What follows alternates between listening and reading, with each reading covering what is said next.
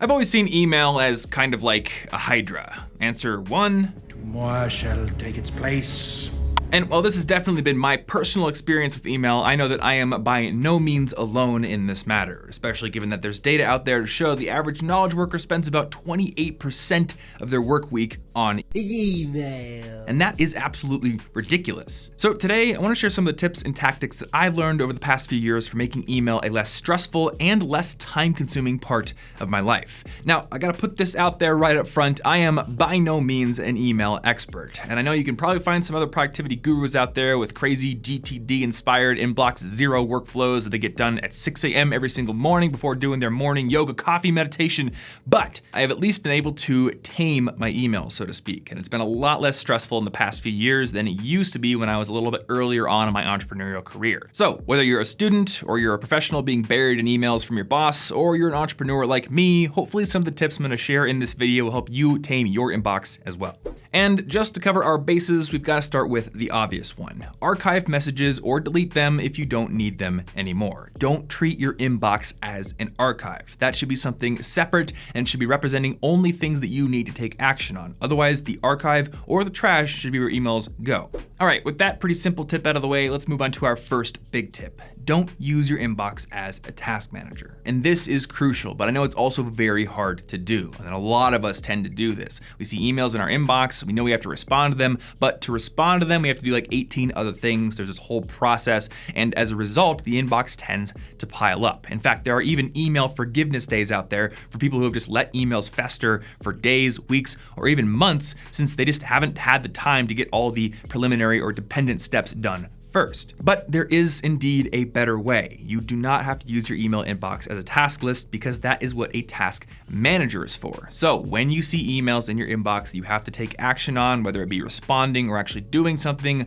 follow these steps. First and foremost, I think it's a pretty smart idea to dedicate a specific time of day to email processing. And unless email notifications are incredibly important to you, unless you're like Elon Musk or something, take those notifications off of your phone. Dedicate one part of the day for email and have the rest of it dedicated to work or, actually doing things that you want to do. So once you have that pre-planned specific time of the day set for processing email and that time rolls around, sit down at your computer or your phone, and first I think it's a good idea to get rid of any emails that really don't need any action from you. Basically just clear out the junk. Now, when it comes to doing this part, a lot of people get stuck on the question of whether to archive or delete their emails. And honestly, this is kind of a moot point these days since most email programs give you a ton of space for storing emails, but I follow a simple general rule. If I think that I ever might need that email's information in the future, then I archive it. Otherwise, I delete it. And for the emails that you do decide to delete, it's likely that some of those, or maybe even most of them, are newsletters or marketing messages. And I know because I receive a ton of these every single day, and because I even send some out every Sunday with my newsletter.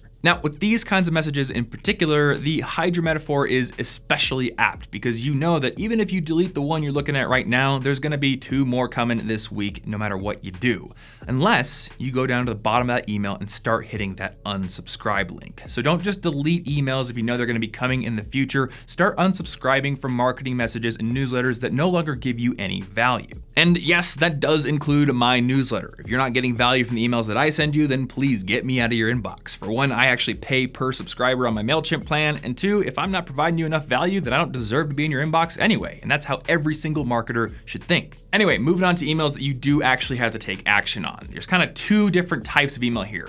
First type of email is the kind that you can easily take action on within, 5 minutes or less. And if you find an email like that, go ahead and process it. Don't get it in your task manager, just reply to it or take action on it and get it onto the archive. That just leaves us with the second type of email. The type of email that tends to fester in your inbox for weeks or months because it's got 27 different steps and dependencies, and you've also got work to do and video games to play. Why should you spend your time on that? Well, maybe you don't have time to spend your time on that right now, but it shouldn't sit in your inbox. Instead, get the details into your task manager. Remember, your task manager and your calendar and your note-taking system, these are all parts of the system that should hold pieces of data that you need to refer back to in the future, and in some cases, remind you of actions you need to take. Your email is a communications medium. It's not part of that action-oriented system, so don't treat it like one. Now, when it comes to actually implementing this, you can, of course, just copy the details of an email to your to-do list and make that a task, and then remember to go find the email later if it needs a reply. But a lot of task managers these days have more elegant options for processing emails. For example, Todoist actually lets you copy an email address for each project in your task list, and then you can email tasks into it. Or you can actually install their Chrome extension, which puts a little mini Todoist in the bottom of your Gmail area, so you can actually add a task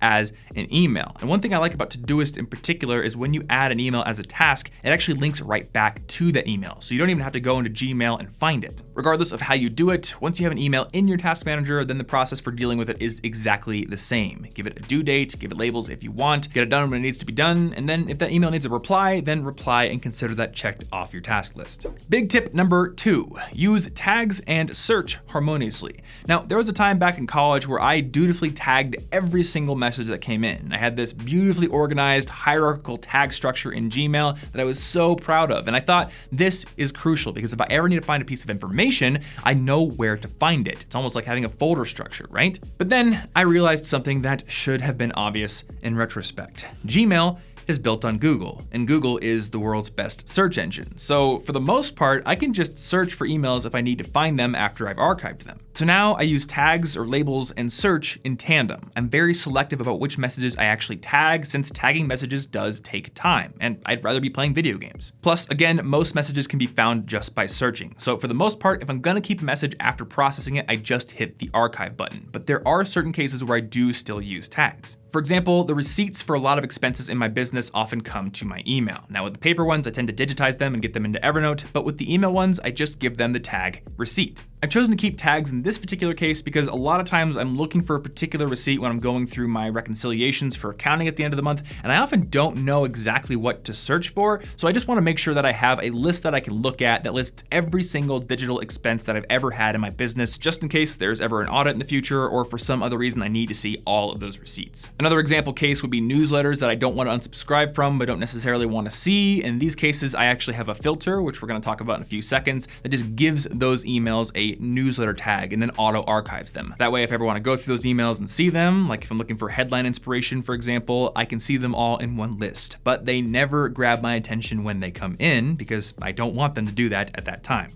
All right, big tip number 3, which I kind of alluded to just a few seconds ago. Filters are your friend. In most email programs, there are filters you can set up which basically do things automatically for you. So to go back to the previous example, every time a newsletter comes in that has a specific email address or a specific type of headline, I have a rule in my email program that will automatically archive it so I never see it, and it gives it the correct tag as well. I've also got filters set up that will automatically delete messages from certain addresses or from certain people, like marketers who think that spamming me 5 times is actually gonna get a response. And lastly, my most important and useful filter is a filter for all my old email addresses that ensures that nothing in those email inboxes can ever go to spam. Now, the reason I have this filter set up on all my old inboxes is that a few years ago, I set up forwarding rules to forward everything from those inboxes to one big main Gmail inbox. Now, this ensured that I didn't have to go check a zillion different email inboxes just to make sure I wasn't missing anything. It was all coming into one place, except for in certain occasions, I would notice that important emails that were sent to one of those old email addresses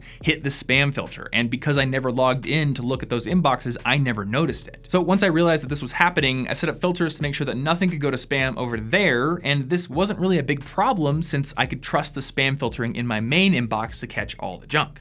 That brings us to big tip number 4, which is to use a separate email for logins than the one that you use for correspondence, for talking with people on the internet. Now, this is more of a security tip than an organizational tip, but I still think it's really important to do. The email address that you use to chat with people on the internet is basically public knowledge. Every single person you've given it out to, and possibly the entire internet, if you posted it somewhere publicly, knows this email address. Now, unfortunately, the internet has developed in such a way that your email address is also used as a login credential for most websites. Additionally, it's the place where password resets go. So if anyone ever got access to your email, they would be able to send password resets and basically hack your entire life. And even if they can't do that, they at least know one of the 2 keys needed to log into your bank or your Final Fantasy fanfiction forum account or any other crucial site that you don't want people getting into. Fortunately, there is a way to deal with this, at least somewhat, and that is to set up a separate email address for logging into websites and don't give that email address out out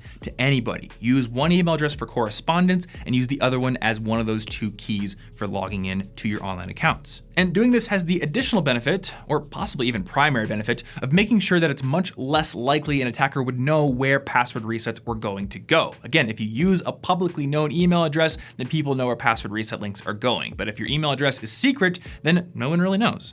Now, while having a somewhat secret email/username combo is really helpful, what is downright crucial for your online security is to make sure that you have strong, unique passwords on all of your online accounts. It seems like every single week brings a new hack or corporate data breach, and the problem is that once a password has leaked in one place, it can be tried anywhere else. So if you've repeated passwords in different online accounts, then one leak or one hack makes all those other accounts vulnerable. Of course, the problem here is that it's nearly impossible to memorize so many unique passwords, especially if they're strong and lengthy. But fortunately, that isn't a problem if you're using Dashlane. Dashlane is an incredibly well-designed password manager that I use every single day, and it gives you a helpful, streamlined way to store all of your passwords and secure your online life against hackers and corporate data breaches, and even phishing scams. Their tool, which you can use across all major platforms, including Windows, Mac, iOS, and Android, automatically generates strong and unique passwords for all of your online accounts. And it stores this data in a user account that's protected by a patented security architecture, which strongly encrypts all of your data and ensures that nobody but you can access it. And aside from offering you much better security, Dashlane's tool can also save you a ton of time as well, because through their browser extensions and their mobile apps, they can automatically log you into websites, automatically fill in username and password fields, and even automatically fill in large forms. So if you want to start improving both your online security and your efficiency, then head over to dashlane.com/collegeinfogeek, which you'll find in the description down below.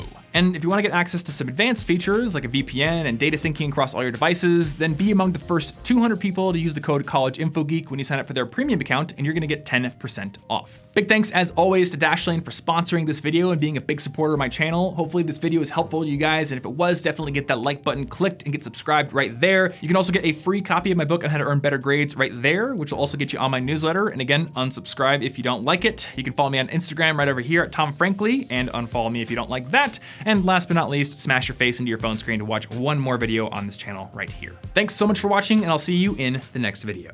I'm gonna get this freaking duck away from me!